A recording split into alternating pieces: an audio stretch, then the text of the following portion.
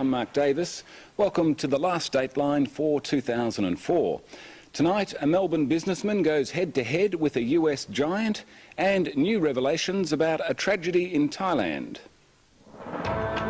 Over 80 lives were lost as the Thai military unleashed itself on Muslim protesters. Tonight, disturbing new evidence emerges on the full extent of the brutality. People asked why they were treating us like this. All they said was, if it's your time to die, you'll die. My time wasn't up yet. I was surprised, but many people died. It doesn't have to be analyzed anymore. The Prime Minister dictates and decided the military would have no part any longer on the crowd control. And a prestigious American university is implicated in a twisted tale. It's about the involvement of Johns Hopkins in soliciting money from Australian governments in the late 1990s on the basis of information that was apparently false. We just didn't have any thought about there being any doubt about these people because they were from Johns Hopkins. Over the past year, southern Thailand has been embroiled in a Muslim insurgency which has claimed hundreds of lives. The government accusing the insurgents of links with Al-Qaeda in the United States, promoting a new online healthcare system for Australia with him. He thought his future looked rosy. Now, several years later, he's facing financial ruin. Governments in Australia have been misled, and there are serious allegations of impropriety being levelled against the project. SBS business reporter Peter Martin investigates a corporate intrigue that stretches across 3 continents.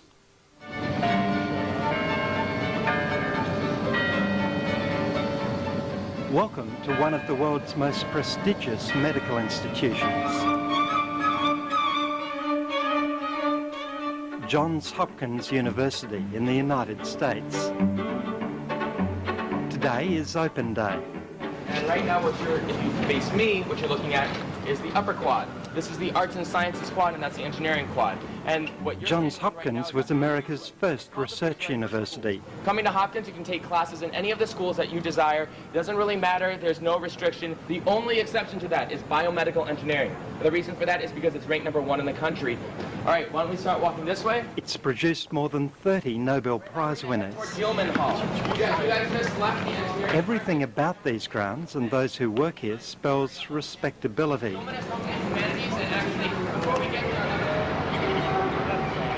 But a world away in Melbourne, medical entrepreneur Peter Osborne says his association with the Johns Hopkins name has all but ruined him and his family. We've been desperate for nearly 4 years, but no, it came to a crisis a couple of weeks ago, is that we just had no money at all. No credit, no money, and couldn't pay our bills. This is a story about corporate accountability, plagiarism, and how 2 Australian governments were misled. Osborne is a physicist by training and a former advisor on health to 2 state governments. In the mid-1990s, he was involved in developing a new high-tech system for keeping Australians healthy, one he believed had the potential to save billions of dollars in healthcare costs. This is it. What we were introducing was an electronic healthcare program which was secure. The key was a new kind of smart Medicare card, which would provide access to online medical consultations.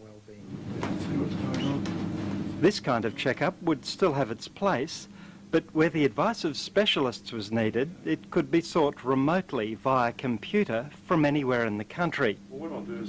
Each patient's personal information would be kept secure using a high-grade system of encryption. As we'll see, encryption is a key element in this story.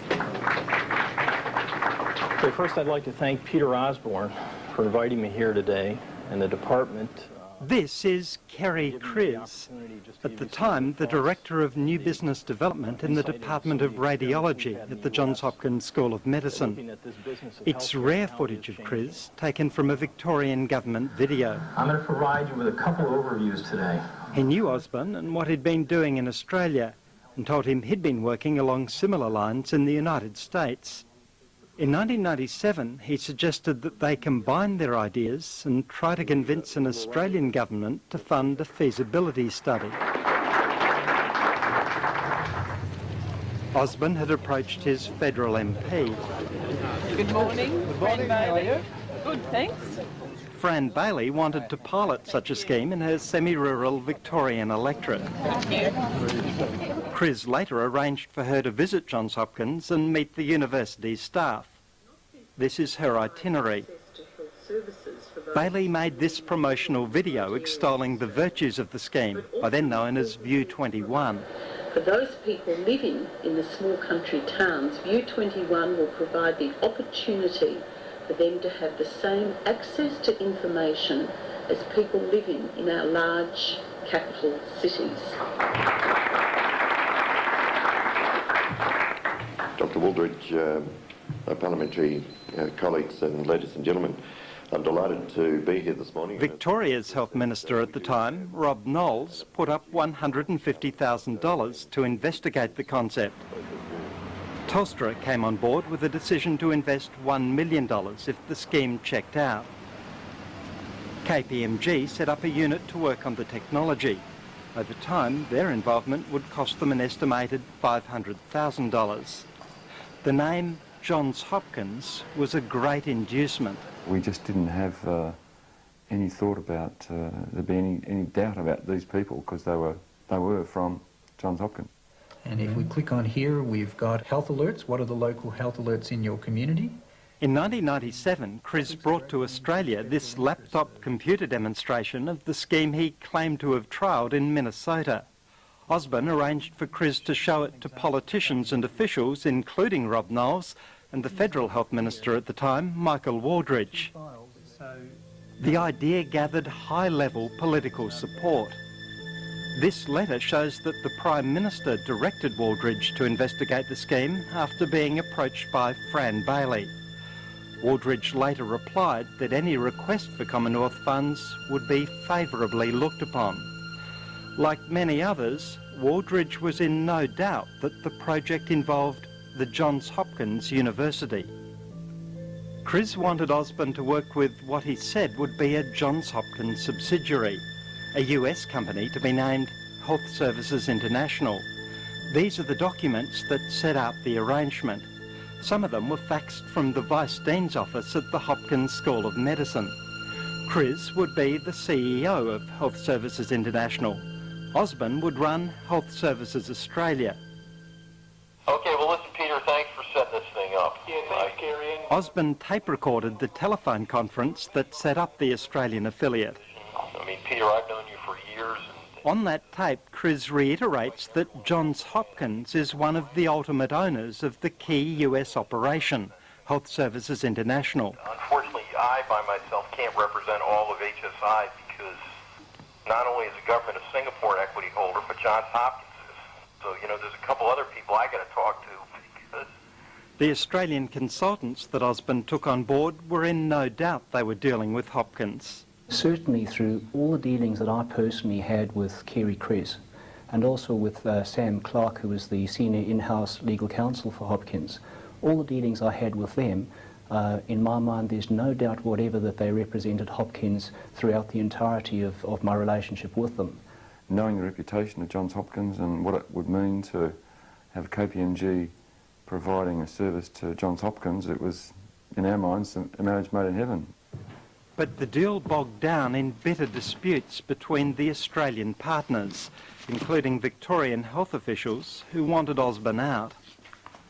And very little information seemed to be passing through the walls of Johns Hopkins to the investors in Australia. There was confusion mounting. No one could really understand who really had legal ownership of all the intellectual properties. So during the due diligence of that process, it became evident that certain investment advice, certain intellectual property assets did not seem to be stacking up. Telstra, in particular, was becoming edgy about investing the $1 million it had set aside. And then, in early 2000, Osborne got a look at the patent application sent by Federal Express from Johns Hopkins University. His own name wasn't on it. He says Chris had told him it would be. It seemed to him as if he was being shoved out of the deal. He asked Hopkins' attorney, Sam Clark, for an explanation, and received a reply that stunned him. Johns Hopkins does not have and has never had any interest in HSI. We felt that the claim that Samuel Clarke was now making seemed amazing. So we asked for it again. My attorneys and my company then asked for clarification, what is he saying? And he reconfirmed and said that if you have any evidence that indicates that you have been told that we should forward it to their attorneys. This authenticated transcript of the taped phone call was later sent to Johns Hopkins, but to no avail. And it wasn't only Osborne growing alarmed. The Australian consultants he was working with became worried about their own legal liability. They'd been promoting the Health Services International project as a Johns Hopkins project at the highest levels. We were effectively out there pushing a scheme, looking for funds that was fraudulent. You know, I think we were damn lucky that either we didn't get further down the track or that someone didn't subsequently come back and have a go at us because we were exposed. We also had Nelson Mandela speak to us via satellite. Here our story takes another turn, and it's all about encryption. There's more to Johns Hopkins University than eager students and a reputation for brilliant research. The university is also inextricably connected to the US intelligence community. Hopkins president, William Brodie, was appointed by President George W. Bush to his Foreign Intelligence Board. On the board of Johns Hopkins Medicine sits A.B. Krongard, executive director of the CIA. Johns Hopkins is consistently ranked in the top 2 US universities receiving Defence Department contracts for research and development. Wayne Madsen has spent years working in computer security, including a stint at the US National Security Agency.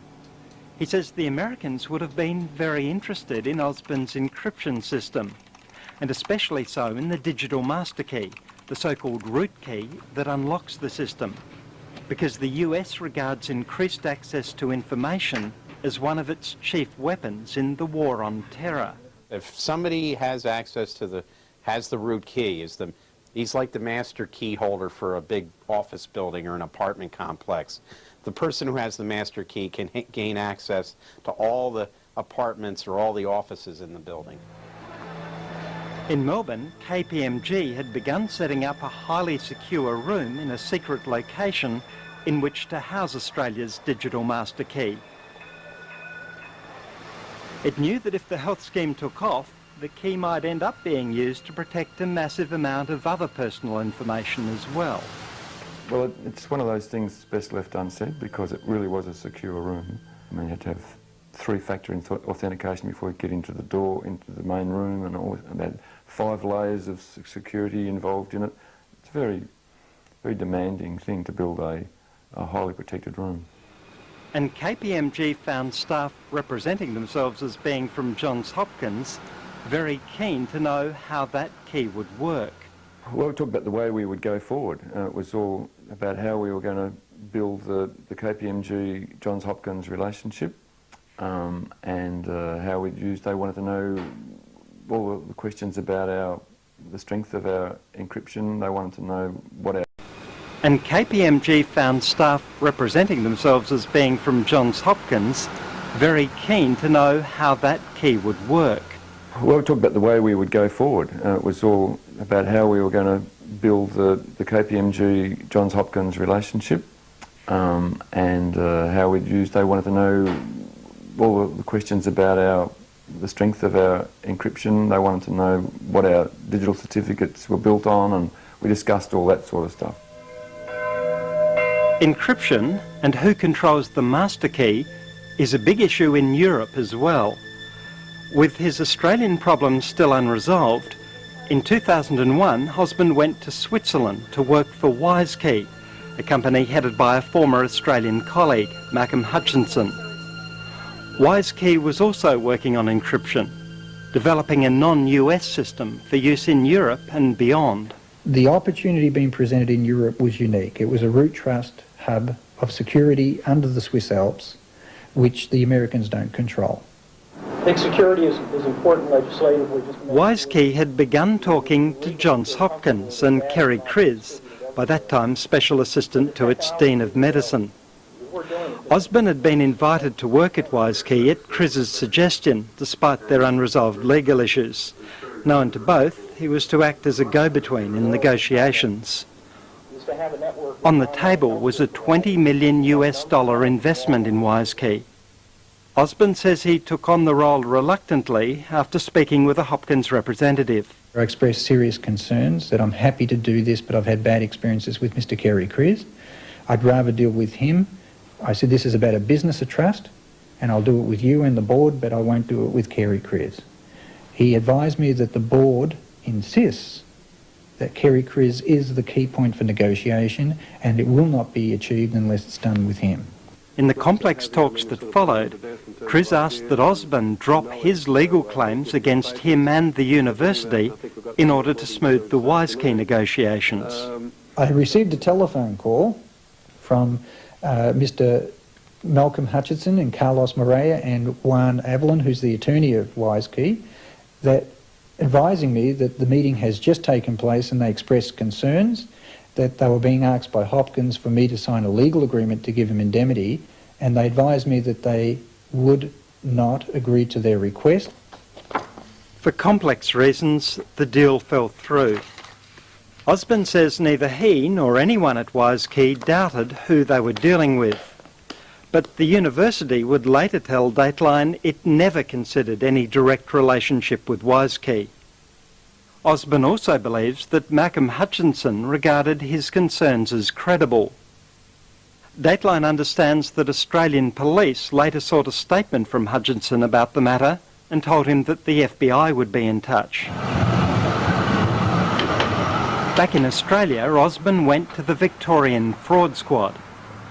The police found insufficient evidence to support criminal allegations, a conclusion Osborne found hard to accept.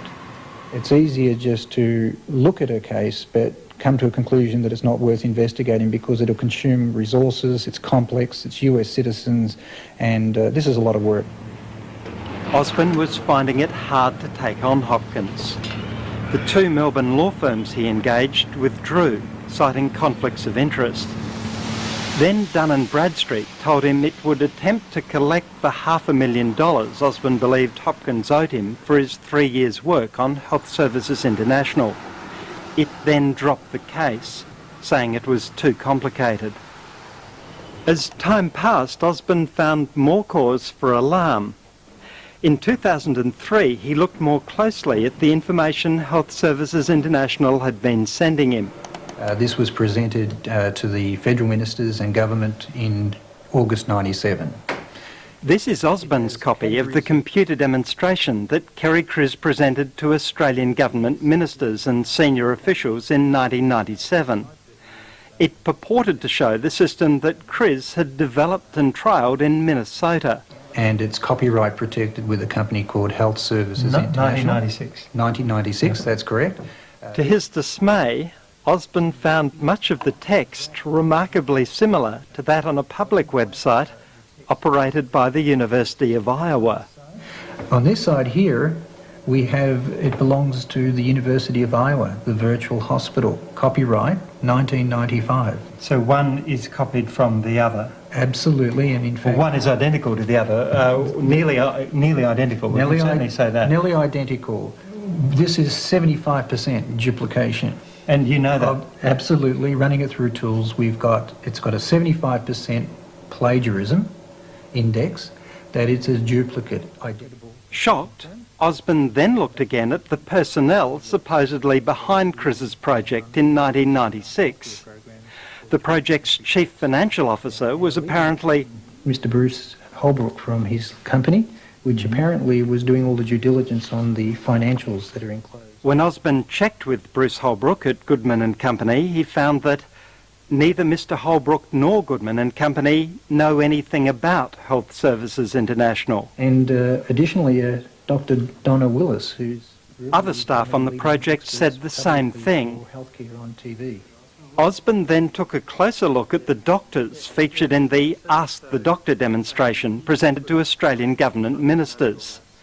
Many knew nothing whatsoever about the project, as I discovered for myself at Penn State University in the United States. Dr. Hartman, is that you? Yes, that is me. That is I. This was an investment document given to potential investors in Australia, a telemedicine project. Do you know anything about that project?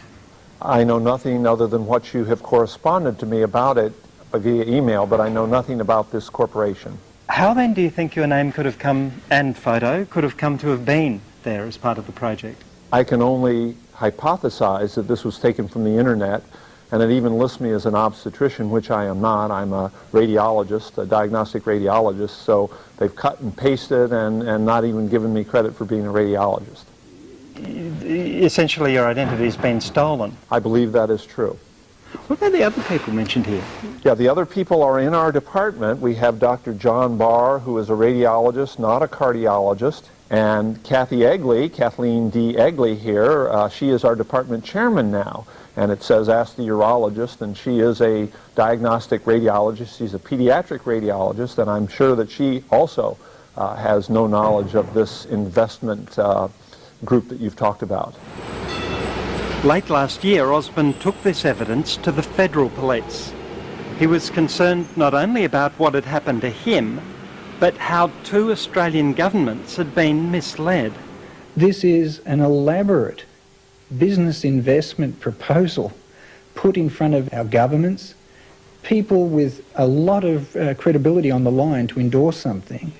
In total, 3 key figures in the drama have now sent letters of complaint to the office of the Johns Hopkins University president. All 3 have been unanswered. It's behaviour at the highest levels of the university that Osborne finds impossible to understand. We've never had one person, the president, the CEOs, all the directors. We've even written to the current chairman, and no one acknowledges the letter or even responds. For months now, Johns Hopkins has been refusing to speak to Dateline, referring all inquiries to Washington and the law firm Piper Rudnick, which itself didn't reply to our written questions. Until this breakthrough. Joanne Rogers. Peter Martin, SBS TV, how are you? While I'm in Hopkins' hometown of Baltimore filming, the Hopkins PR chief phones, wanting to know what my story's about. Can I spell it out clearly? It's about the involvement of Johns Hopkins in soliciting money from Australian governments in the late 1990s on the basis of information that was apparently false.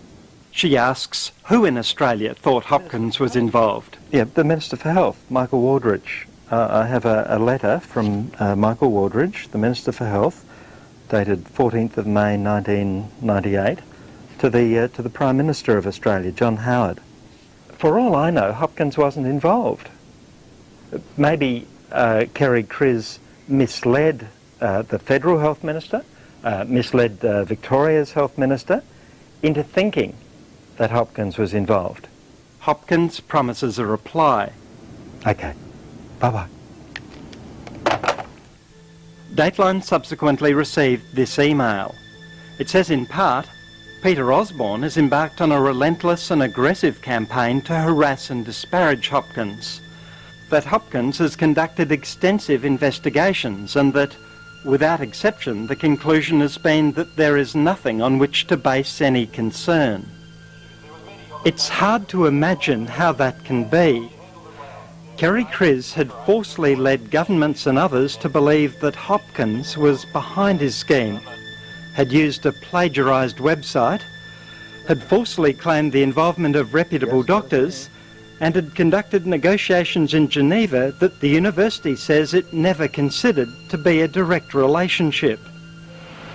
So according to Johns Hopkins, what was Kriz's relationship to the university?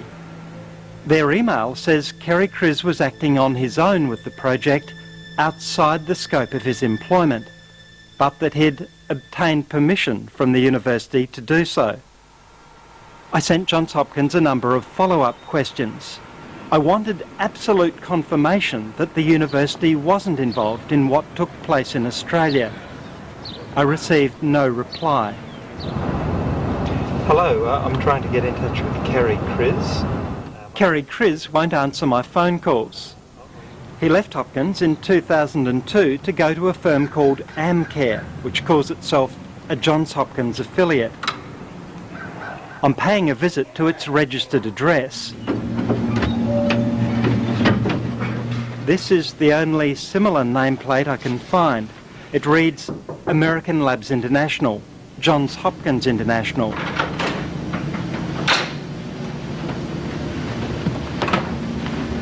Inside there's no Kerry Chris, no company.